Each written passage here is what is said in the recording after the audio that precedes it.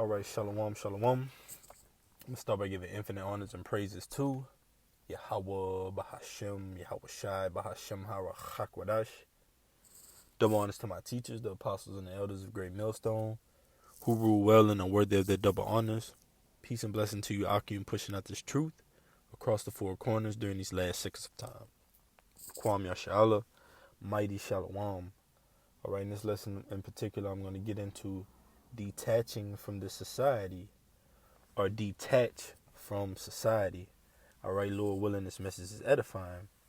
This is the book of John, chapter 15, and I'll start at 18. And this is red letters, Yahweh Shai speaking, whom the world ignorantly calls Jesus Christ.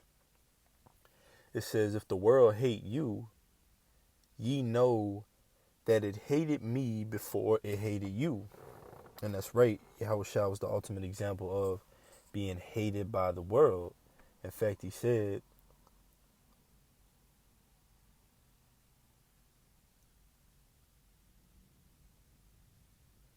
this is John 18 and 36. Yahweh Shai answered, my kingdom is not of this world.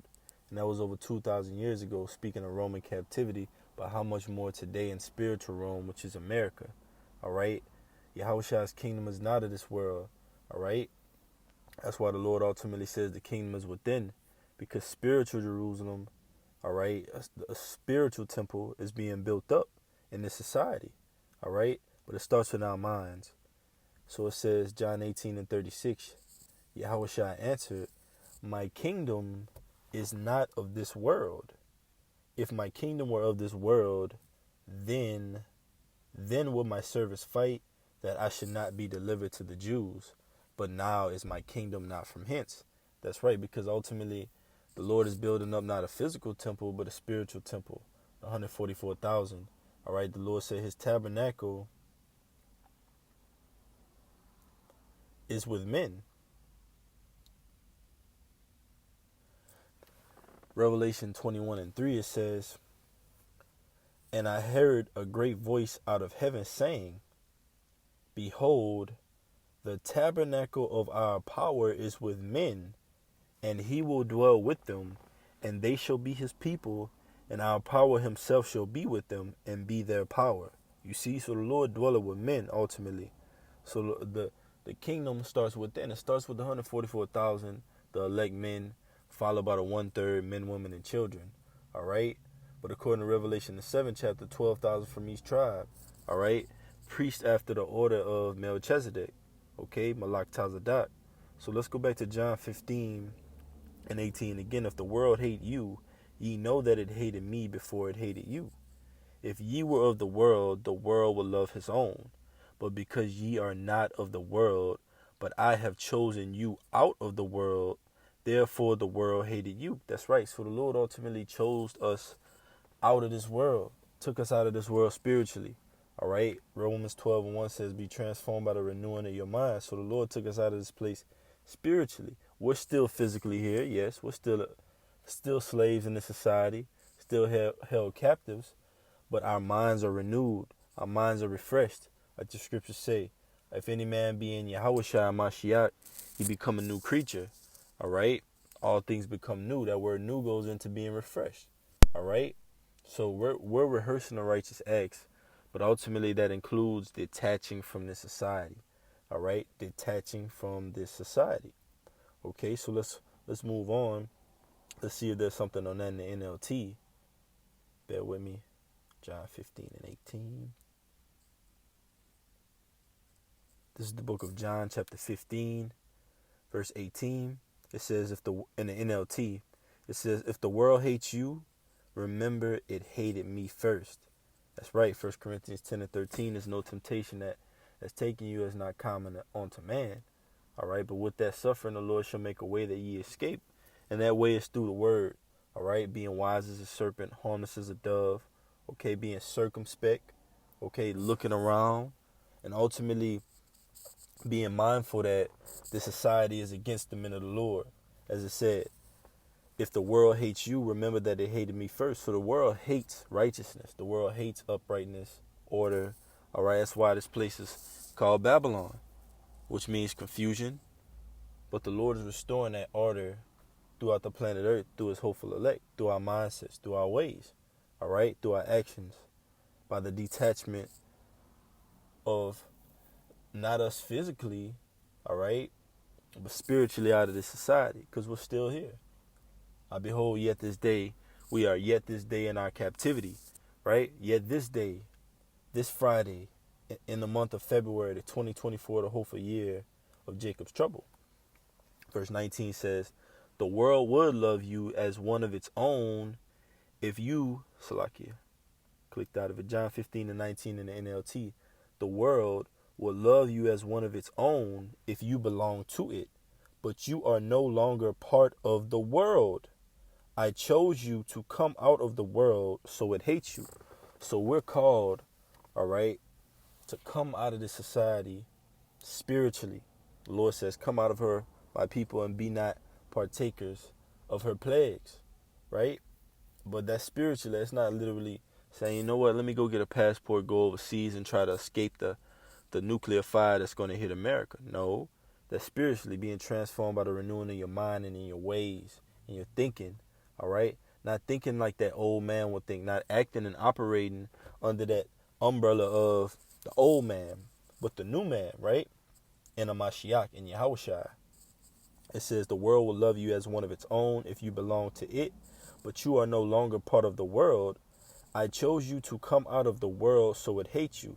And the scripture speaks of the elect being the light of the world. A city that is set upon a hill cannot be hid. So the Lord chose us. He called us out of this society.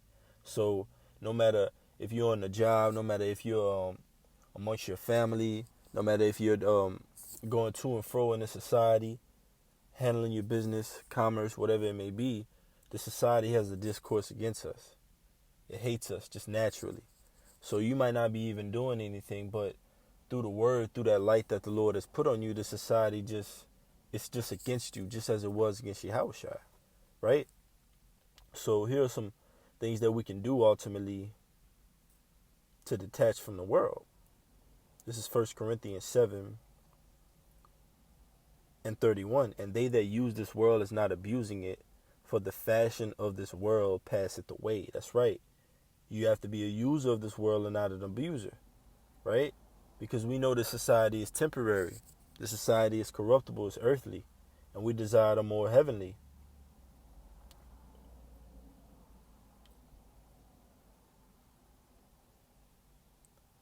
First Corinthians 7:31 in the NLT, it says, those who use the things of the world should not become attached to them, you see? So you have to detach. The opposite of being attached is detached, right? It says those who use the things of the world should not become attached to them, for this world as we know it will soon pass away. It tells you that in 1 Peter, I believe it says, knowing that these things shall be dissolved, what manner of conversation shall we be in, right? We desire new heavens, refreshed. And it's going to be refreshed after the nuclear fire, but it's being refreshed through the transforming or the renewing of our minds, right? So we're thinking with a clear head, a sober mind, to do these things, to teach, all right, to prophesy, to be an example, a living physical representation of Yahushua, walking on the planet Earth from the apostles on down to the least of us. So let's see if there's something in that word to use. It says, let's see.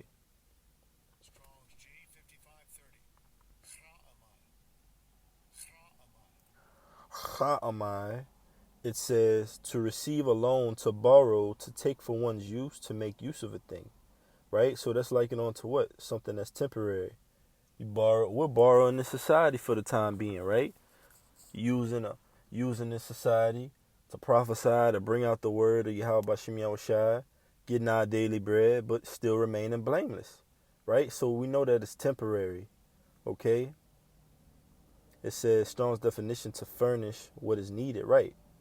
Only the things that are necessary, right? Not overdoing it, not overindulging, not abusing. Let's see if there's something in that abusing. Because it said not as abusing it, for the fashion of this world fadeth away.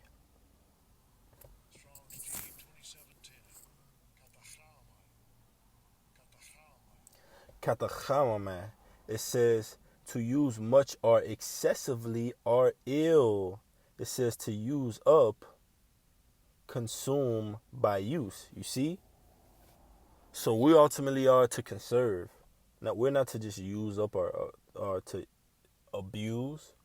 Scriptures say that there's treasure in the house of the wise, but a foolish man spending it up. So a foolish man is a abuser of the world. All right, but a wise man is just a user of the world. You just borrowing things to get by and still remaining blameless. Right? So let's go on. 1 Corinthians 7:31 again, and they that use this world as not abusing it, for the fashion of this world passeth away. That's right, it's temporary. So let's read in the NLT one more time, and I'm going to get that word detach. It says, 1 Corinthians 7:31, those who use the things of the world should not become attached to them, for this world as we know it will pass away. And I have that word detach here in the online etymology. It says, detach, 1680s, detached verb. It says unfasten, disunite. So when you're unfastening something, you're letting it loose. So we let loose that old mindset. We let loose that abusive ways that we had, that overindulgence, excessiveness, consuming, all right, habits that we had when we were in the world. Now we're just conserving, all right, just using these things in order to get by and ultimately remaining blameless in them, right? Wise as a serpent, harmless as a dove. It says to separate for a special purpose or service. And that special purpose or service is to serve the Lord. So we separate from the society in order to have a clear head, a clear path ahead of us, in order for us to serve Yahweh Shem Yahushai with fear and trembling, right? Let's see. Let's go on. I believe it's in Philippians. Let me see.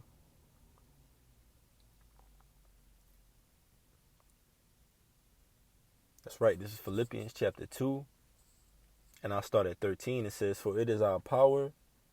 I'll start at 12. Baba Kushai says, wherefore, my beloved, the house of David, the hopeful elect, as ye have always obeyed, not as in my presence only, but now much more in my absence. Work out your own salvation with fear and trembling. And a part of working out our salvation with fear and trembling is detaching from the society, right? Because people are scared of change, right? But the scriptures say become a new creature. We're commanded to come out of this place, man. Spiritually, we're commanded to adopt the mindset and the ways of Yahweh Shem Yahushai, right? So that's a fear to ultimately the world, but to the elect, all right? We all ultimately have to work it out, all right? And even then, you still have to work it out with fear and trembling, because what? You never know when the Lord will ultimately visit this place. We know it soon, right? But the scriptures say he that endureth to the end shall be saved. We know we're in the season for Yahweh by Shem Yahushai, Yahweh Shai to visit this place. But we don't know the exact day, all right? But through the spirit and power of Yahweh by Shem Yahushai, through the apostles, Apostle Tahar coined this year, 2024, the hopeful year of Jacob's trouble. So that speaks volumes in itself, right? So we know we're close. We know we're at the end. So it says, for it is our power which worketh in you, both to will and to do of his good pleasure. Do all things without murmurings and disputing, that ye may be blameless and harmless, the sons of God. See, the sons of God, their characteristics are blameless and harmless, right? Wise as a serpent, harmless as a dove. It says, without rebuke in the midst of a crooked and perverse nation, among whom ye shine as lights in the world. A city, ye are the light of the world. A city that's set up on a hill cannot be hid. That city is New Jerusalem. The inhabitants are the hopeful elect, 144,000 on down, right? The 1/3 men, women, and children. And there's a hierarchy in that, man. Yahweh Shai, all right, King David, the rest of the 12, the 144,000, 1/3 men, women, and children, all right? And through the loins of the hopeful elect, all right, 2/3 of Israel that are going to be judged here as the ungodly are going to be brought back through the hopeful elect, through those blameless and harmless sons of God. And notice it says, in the midst of a crooked and perverse nation. So we're being blameless and harmless in the midst of Sodom and Gomorrah, spiritual Rome, spiritual Egypt, the house of bondage. So you have to immediately detach from the society, man. All right? It's back in Matthew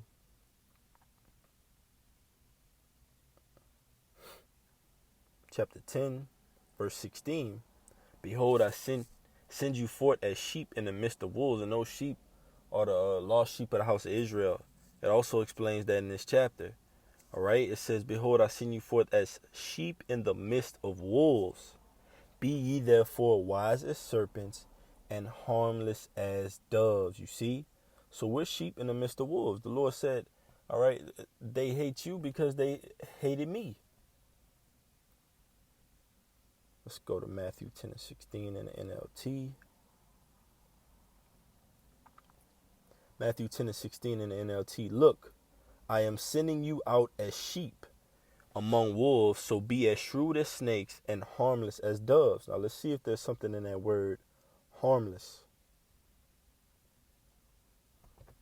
Strong's G